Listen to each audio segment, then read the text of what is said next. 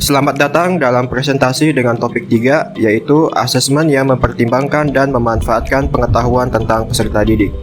Materi ini disusun untuk memenuhi penugasan pada aksi nyata topik 3. Saya akan membahas jawaban dari pertanyaan reflektif yang berhubungan dengan keberagaman peserta didik, asesmen, serta pembelajaran berdiferensiasi, dan penerapan prinsip teaching at the right level.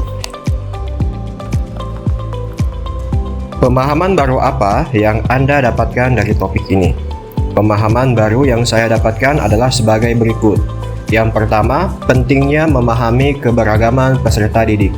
Setiap peserta didik memiliki karakteristik yang unik, mulai dari kemampuan akademik, minat, gaya belajar, hingga latar belakang sosial budaya. Pemahaman terhadap keberagaman ini penting agar guru dapat menciptakan lingkungan belajar yang inklusif dan relevan. Dengan memahami keberagaman, guru dapat mendesain pembelajaran yang mampu memenuhi kebutuhan setiap individu, sehingga mereka merasa dihargai dan termotivasi untuk belajar. Yang kedua adalah jenis-jenis asesmen beserta fungsinya. Dalam topik ini, terdapat dua jenis asesmen yang saya pelajari. Yang pertama adalah asesmen formatif, yang bertujuan untuk memantau kemajuan belajar selama proses pembelajaran.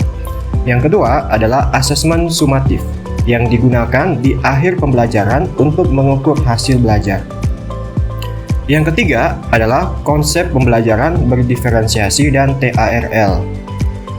Pembelajaran berdiferensiasi adalah pendekatan yang menyesuaikan strategi mengajar dengan kebutuhan, minat, dan kemampuan peserta didik. Sementara itu, Teaching at the right level atau TARL adalah pendekatan pembelajaran yang memastikan peserta didik belajar pada level kemampuan mereka saat itu. Lalu yang keempat adalah pentingnya umpan balik dalam proses pembelajaran. Umpan balik adalah elemen penting dalam proses pembelajaran. Melalui umpan balik, peserta didik dapat memahami kekuatan dan kelemahan mereka serta mengetahui langkah-langkah perbaikan yang harus dilakukan. Bagi guru, umpan balik membantu dalam mengevaluasi efektivitas strategi pembelajaran yang digunakan. Umpan balik yang tepat dan terarah mendorong komunikasi dua arah antara guru dan siswa, menciptakan pembelajaran yang lebih interaktif dan reflektif. Hal apa yang paling menantang ketika Anda merancang asesmen dalam proses pembelajaran? Ketika merancang asesmen dalam proses pembelajaran, tantangan utamanya terletak pada dua hal. Pertama, perlunya analisis yang mendalam terhadap karakter, perkembangan, kebutuhan, dan kemampuan belajar murid melalui asesmen awal. Proses ini penting untuk memastikan bahwa pembelajaran yang dirancang benar-benar sesuai dengan kondisi masing-masing murid, namun memerlukan kejelian dan pendekatan yang sistematis. Kedua, waktu yang dibutuhkan untuk merancang asesmen yang sesuai seringkali lebih banyak dibandingkan asesmen konvensional.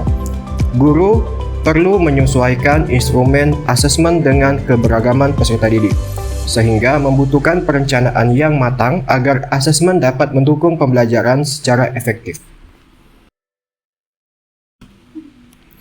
Menurut Anda, apakah asesmen yang diterapkan di kelas sudah sesuai dengan tahapan perkembangan peserta didik, lingkungan budaya, dan karakteristik, serta kemampuan peserta didik? Guru belum sepenuhnya mengintegrasikan asesmen yang mempertimbangkan tahap perkembangan peserta didik, lingkungan budaya, karakteristik, serta kemampuan individu mereka. Hal ini terlihat pada penugasan yang konvensional, tidak memfasilitasi umpan balik, dan soal dengan tingkat kesulitan yang seragam atau sama antara murid satu dengan murid yang lain. Selanjutnya, menurut Anda, apakah asesmen yang diterapkan di kelas sudah dapat memfasilitasi peserta didik dan memberikan ruang bagi peserta didik untuk memberikan umpan balik terhadap proses pembelajaran? Mayoritas guru belum memfasilitasi peserta didik untuk memberikan umpan balik pada akhir proses pembelajaran, baik ketika mempelajari topik tertentu maupun setelah menyelesaikan suatu bab. Hal itu terlihat pada proses pengamatan saya di kelas 10 Merdeka 1 di SMA Negeri 23 Makassar.